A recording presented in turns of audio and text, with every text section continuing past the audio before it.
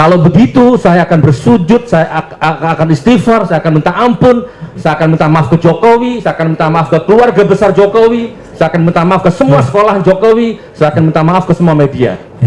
Dan saya siap dihukum apapun resikonya.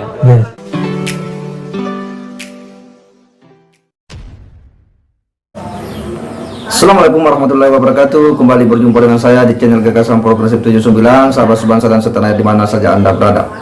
Kembali kali ini kita mengupdate perjalanan persidangan Bambang Tri Mulyono dan Sugi Nur, di mana pada saat di persidangan ini hadir Mahmud Nurwindu, dan pada kesempatan ini Sugi Nur pun diberi kesempatan untuk kemudian bertanya kepada Pak Mahmud Nurwindu oleh hakim.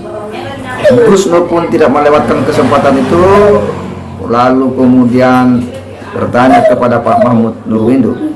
Situasinya memang cukup menegangkan, bagaimana Gus Nur ini menanyai hal-hal yang sifatnya betul-betul sangat prinsipil kepada Mahmud Nurwindu, yang selama ini orang yang selalu diperbincangkan Gus Nur bersama Bambang Tri pada saat podcast itu, dan orang itu pun hadir di hadapannya. Seperti apa Gus Nur kemudian menjawab pertanyaan? Mari kita simak sama-sama. Mahmud Nurwindu, saya tidak punya niat sedikit pun, berpikir aja nggak berani saya untuk mempermainkan Al-Quran. Itu perlu Bapak catat, saya tidak pernah mempermainkan Al-Quran.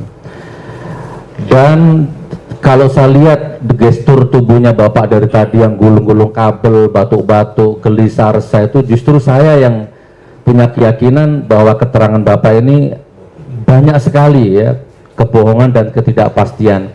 Nah, untuk itu saya doakan semoga Allah mengampuni Bapak Nah, singkat Pak Hakim. Jadi gini Pak Mahmud Nurwindu, sebenarnya saya nggak punya kepentingan di ranah ini. Ini antara Anda dan Mas Bambang Tri ini. Cuma saya ingin meluruskan cara berpikir Bapak supaya Bapak selamat, saya selamat. Sama dengan begini, seandainya saya berapa kuasa hukum? 1, 2, anggaplah ini 7 orang Saya naik mobil bersama teman-teman saya ini 7 orang. Ini tiba-tiba saya nyetir, saya di stop polisi.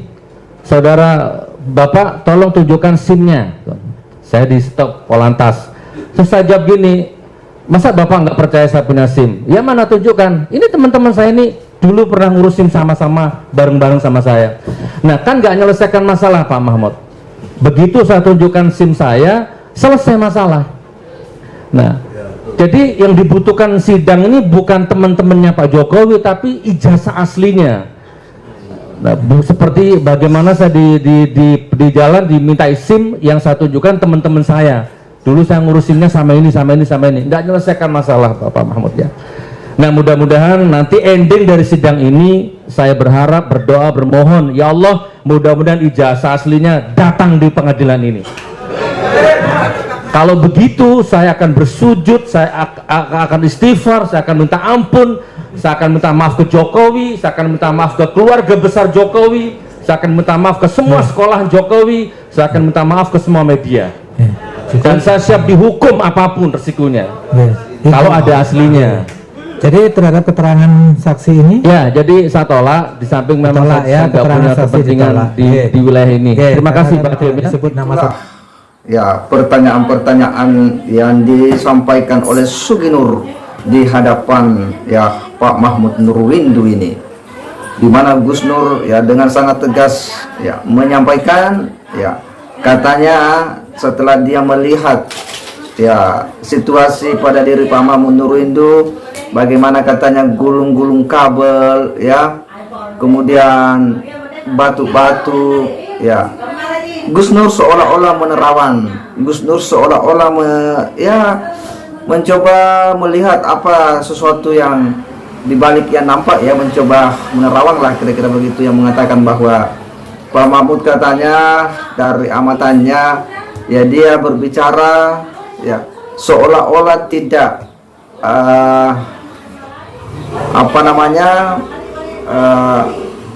tidak sesuai dengan yang diharapkan. Jadi Gus Nur ini seolah-olah menerawang bak seorang paranormal yang hendak mengetahui isi hati dan pikiran seseorang. Lebih lanjut Gus Nur kemudian menyampaikan siap untuk kemudian ya bersujud. Dia siap bersujud, dia akan istighfar, minta maaf sama Pak Jokowi, bahkan minta maaf kepada media ya. Jika menurutnya ijazah itu bisa dihadirkan di persidangan. Hal yang sudah sangat sering disampaikan oleh Gus Nur, baik Bambang Tri, demikian pula para pengacara, bahwa ketika ya Pak Jokowi mau hadir membawa ijazah asli itu, maka clearlah persoalan itu.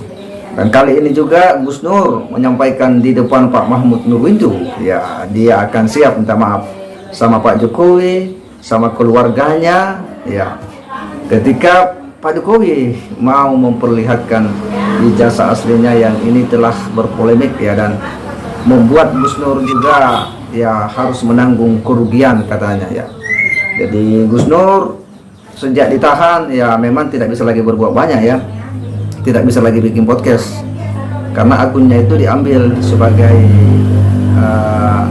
barang bukti ya, dan dia pun pernah menyampaikan di salah satu pernyataannya yang juga sempat saya bikin di video sebelumnya, bahwa dia mengalami kerugian yang cukup besar karena akunnya katanya itu berpenghasilan itu puluhan juta. Akun yang pertama katanya dari 10 hingga 30 juta, lalu bikin lagi Gus Nur 13 official yang dipakai membuat konten mubahalah bersama Bambang Tri, yang juga itu sudah berpenghasilan ya 10 hingga 15 juta. Dan kemudian itu pun diamankan oleh penyidik dan akhirnya tidak bisa lagi berbuat apa-apa. Gus Nur ya sempat curhat waktu itu di depan hakim, tetapi hakim menimpali bahwa itu kan tidak berkaitan dengan pertanyaan ya. Anda sebagai terdakwa bisa menyetujui keterangan daripada saksi atau tidak setuju alias menolak. Nah, itu hak seorang terdakwa. Dan kali ini ya Gus Nur hanya bisa menyampaikan kepada Pak Mahmud ya siap istighfar, bersujud ya, minta maaf jika kemudian ijazah asli itu kemudian dihadirkan. Kita akan melihat nanti akan seperti apa persidangan berikutnya ya. Semoga pada sidang berikutnya kali ini itu sudah ada sidang putusan, karena kurang lebih 20 saksi sudah diperiksa di persidangan, dan ya sampai hari ini belum ada ya informasi akan sidang putusan. Dan tentu dari sekian banyak keterangan-keterangan itu sudah cukup bagi hakim untuk kemudian ya membangun keyakinannya untuk memberikan putusan terkait dengan Bambang Tri dan Sugi Nur. Orang-orang yang sering disebut dalam video itu pun sudah dihadirkan dalam persidangan, termasuk Pak Mahmud Nurwindu. Semoga ini bisa ya menjadi suatu informasi penting ya, tentu bagi publik Indonesia agar tidak terlalu curiga dengan apa yang pernah digembar-gemborkan oleh Bambang Tri. Segera demikian, wassalamualaikum warahmatullahi wabarakatuh.